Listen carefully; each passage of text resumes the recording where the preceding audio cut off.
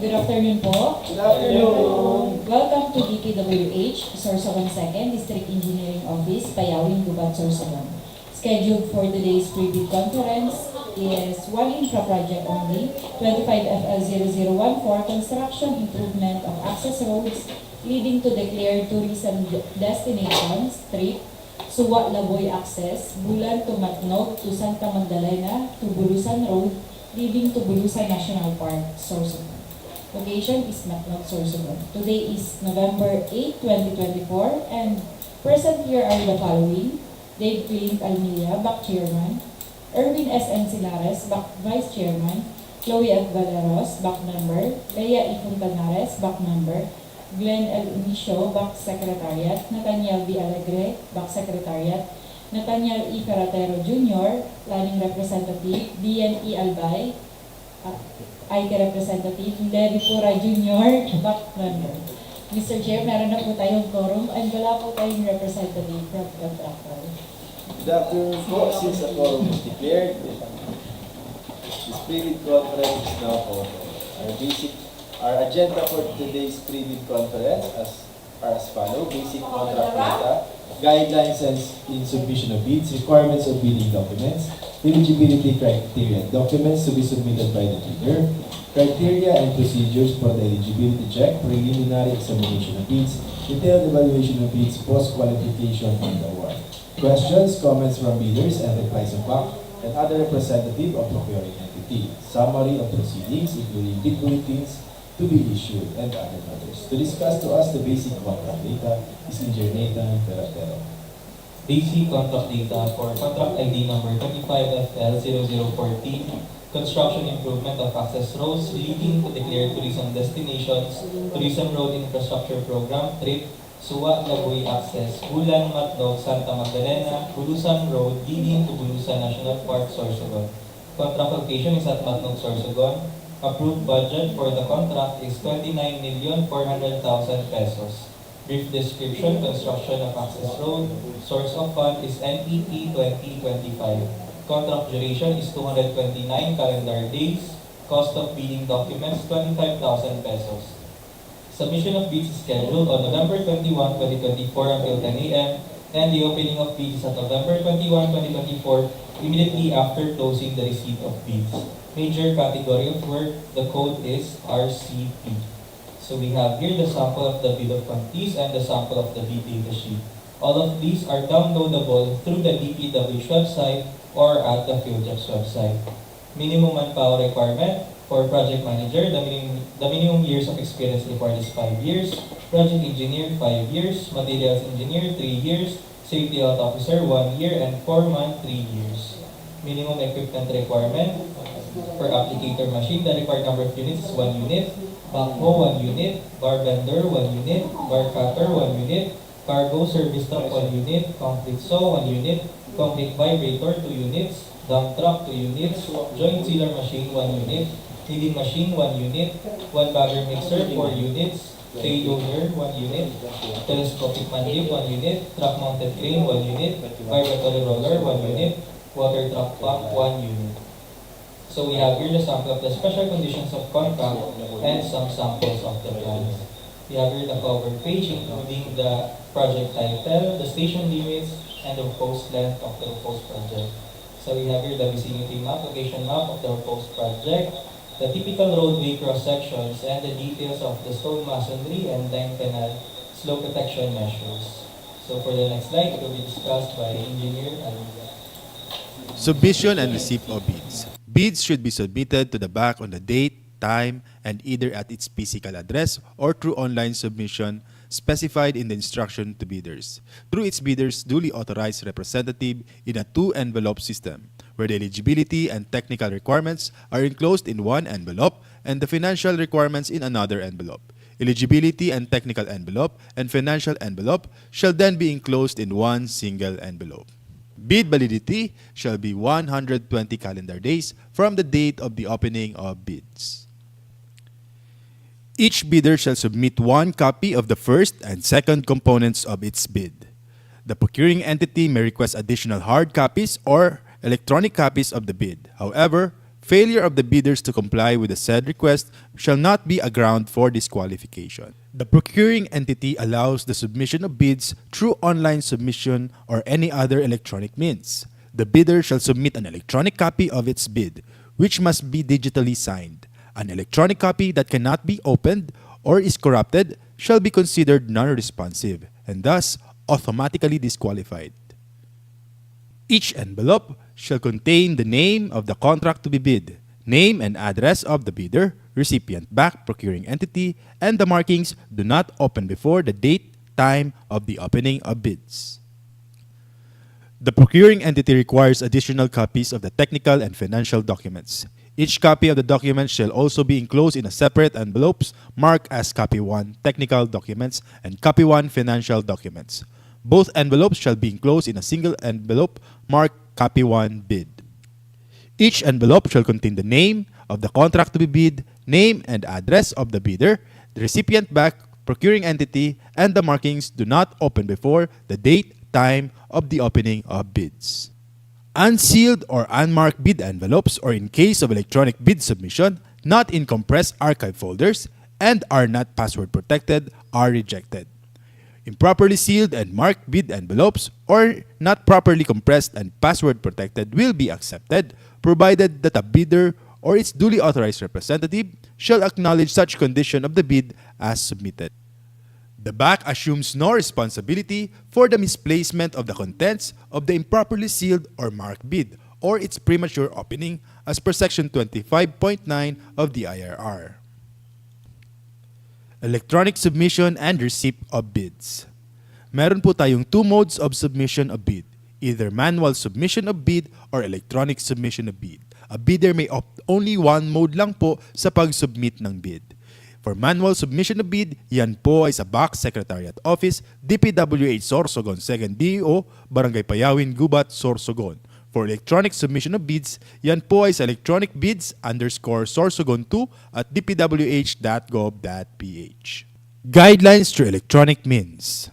Use a two-factor security procedure consisting of an archive format compression and password protection to ensure security, integrity, and confidentiality of the bids submitted.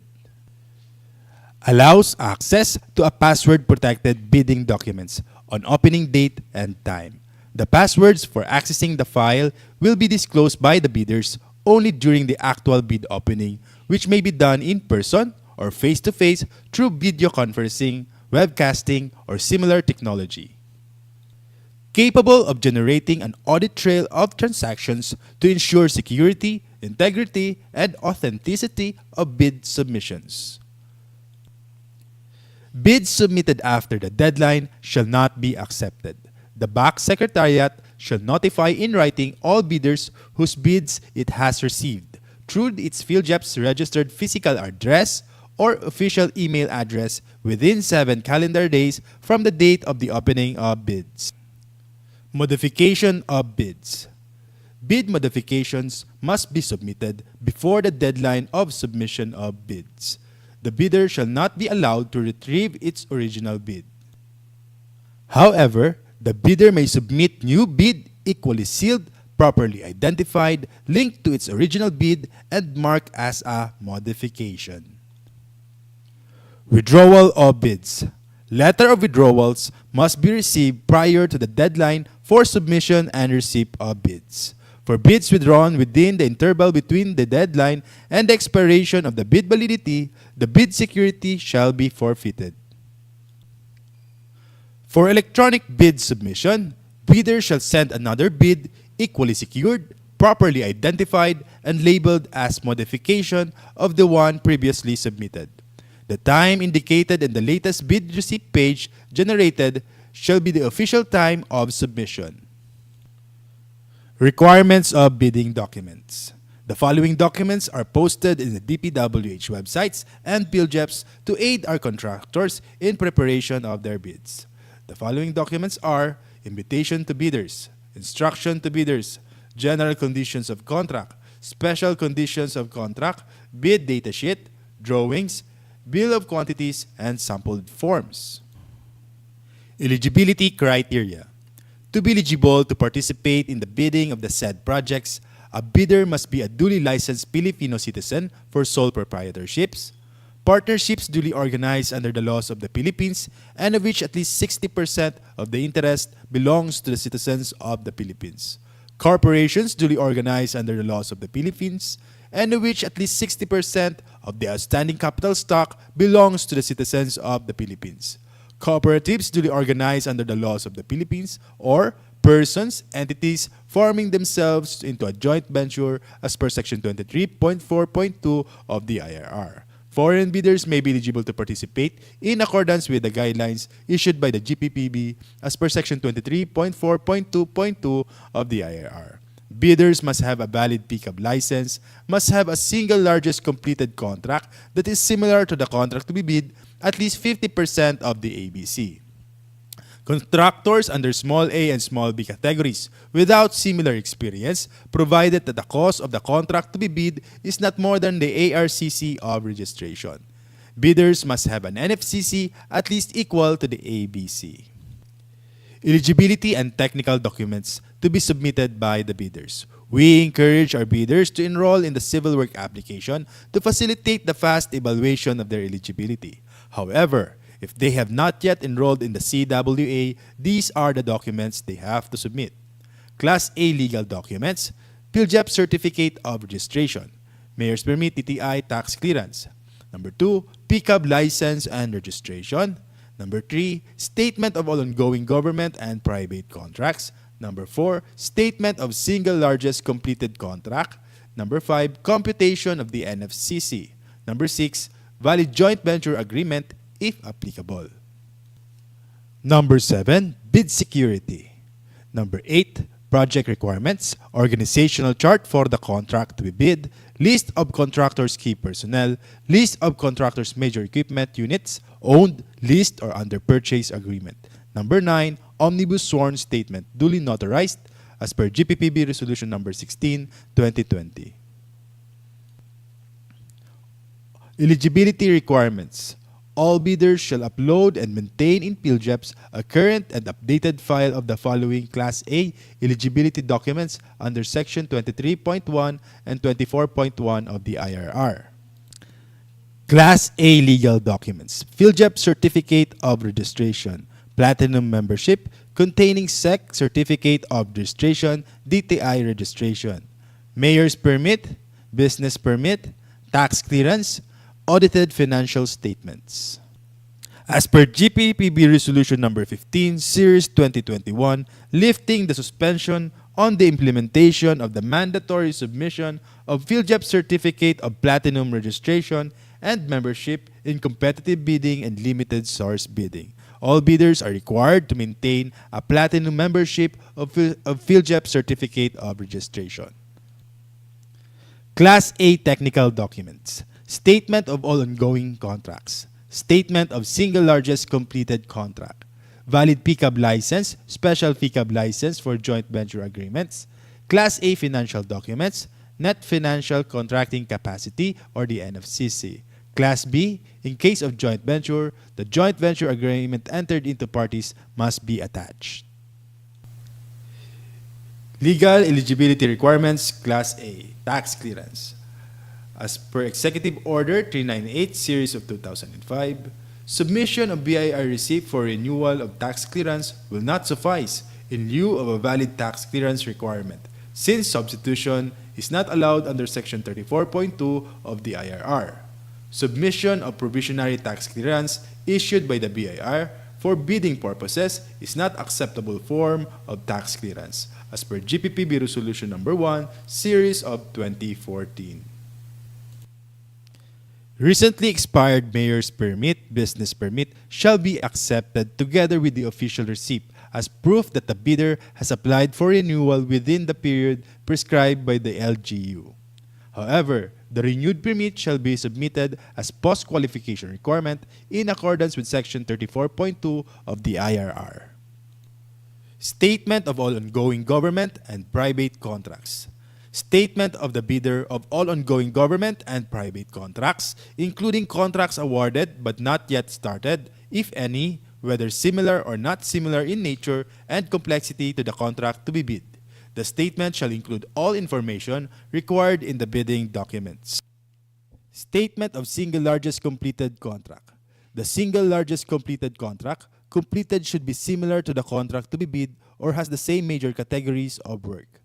The single largest completed contract's value should be at least 50% of the ABC to be bid, upon adjustment of current prices using the PSA Consumer Price Indices. Contractors under small a and small b categories without similar experience on the contract may participate if the cost of the contract to be bid is not more than the ARCC of registration.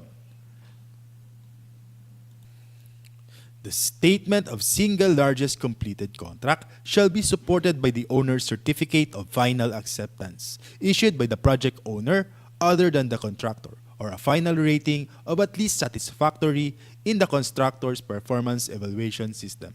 In case of contracts with the private sector, an equivalent document shall be submitted. Philippine Contractors Accreditation Board PCAB license. Bidders must have a valid PCAB license or a special PCAB license for joint ventures. PCAB license should indicate the registration for the type and cost of the contract to be bid. Should be valid at the time of the deadline for the submission and opening of bids. Bid security. Bidders have the option to choose their preferred form of bid security. Only one form of bid security is required to be submitted. For cash or manager's check, bank draft, bank guarantee, or irrevocable letter of credit, 2%. For surety bond, callable upon demand, 5%, or you can use bid securing declaration. Please be guided of the GPPB Resolution Number 16, 2020 sa format ng bid securing declaration. Bid security in the form of bid securing declaration. Please be guided of the revised provision and revised penalties of the bid securing declaration as a form of bid security as per GPPB Resolution Number 16, 2020. Omnibus Sworn Statement. Revised Omnibus Sworn Statement as per GPPB Resolution Number 16 should include the following clauses. Any omission of the said clauses shall be grounds for disqualifications.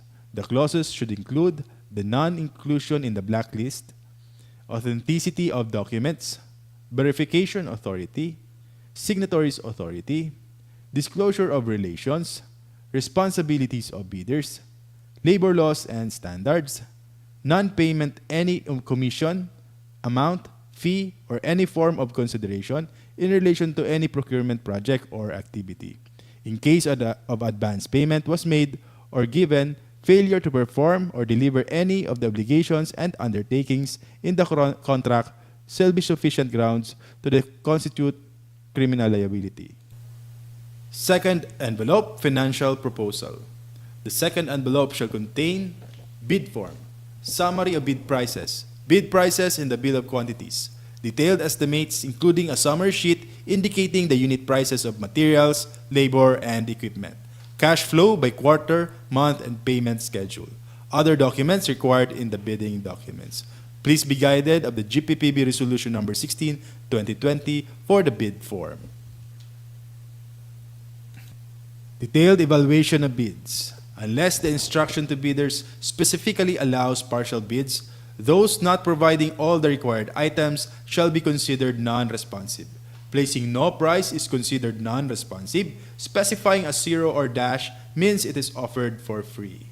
The purpose of the detailed evaluation of bids is to determine the lowest calculated bid by establishing the correct calculated prices of bids, ranking calculated total bid prices from lowest to highest.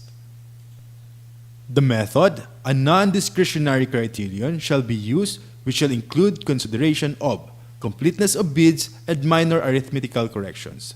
Results shall be contained in the abstract of bids. For the detailed evaluation of bid, in case of discrepancies between bid prices in figures and bid price in words, the bid price in words shall prevail. Total price per item versus the unit price for the item times the quantity, the unit price for the item times the quantity shall prevail. The stated total price versus the actual sum of prices of component items, the actual sum of prices of component items shall prevail. Unit cost in the detailed estimate versus the unit cost in the bill of quantities. The unit cost in the bill of quantities shall prevail.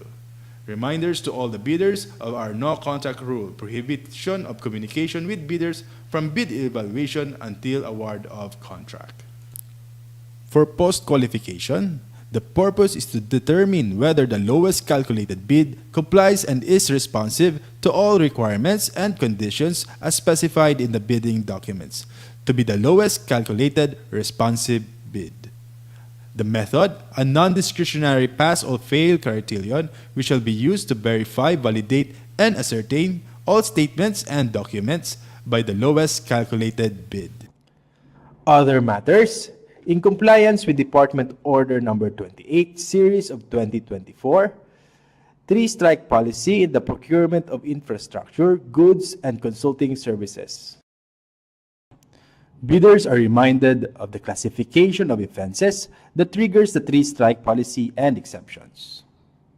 1. Withdrawal from the bidding process, submission of a non-participation letter, or failure to submit a bid after purchasing the bid documents.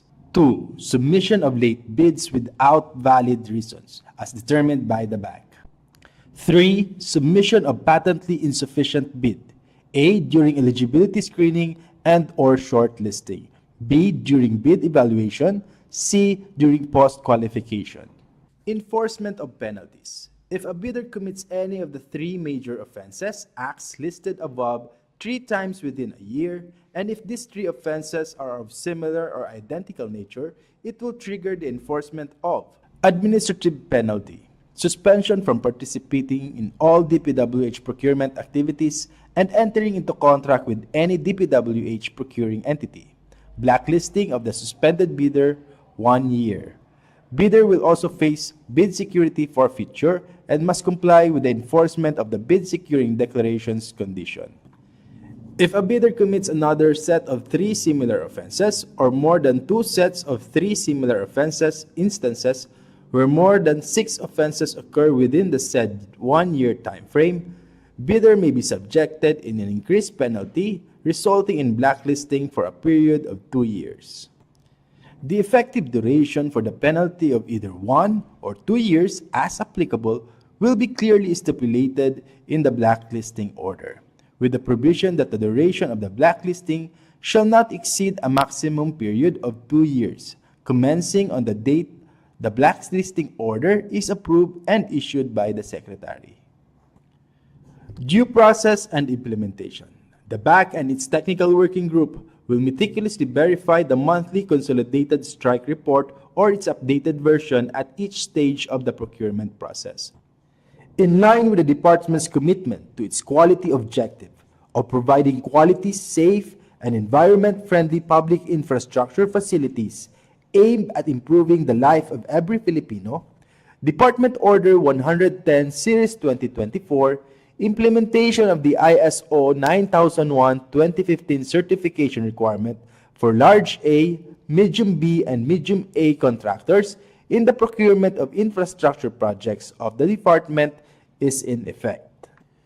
Bidders classified under pickup size range for large A with ARCC more than 300 million but less than 450 million, the effectivity of the said requirement will be on January 1, 2025.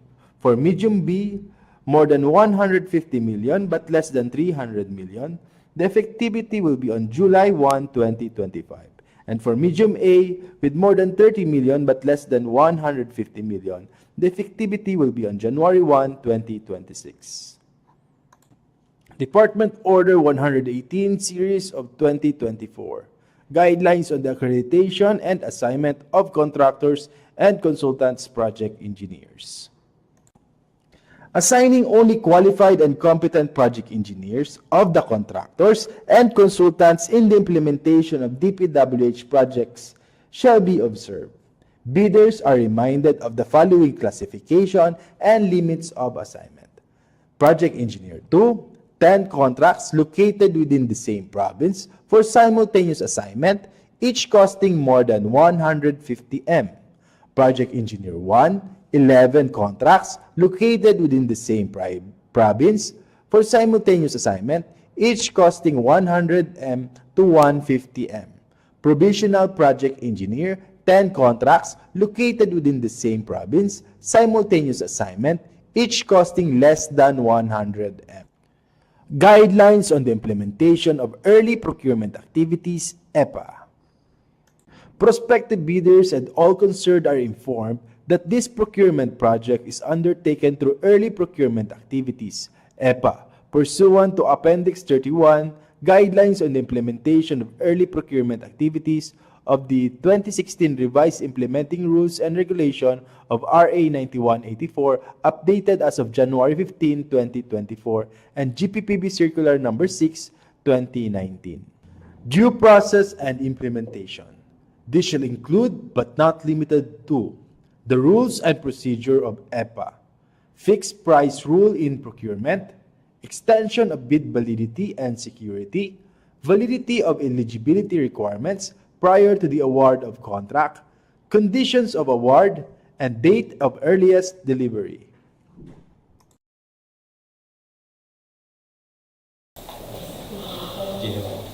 Any questions, comments po? Yan, tingnan.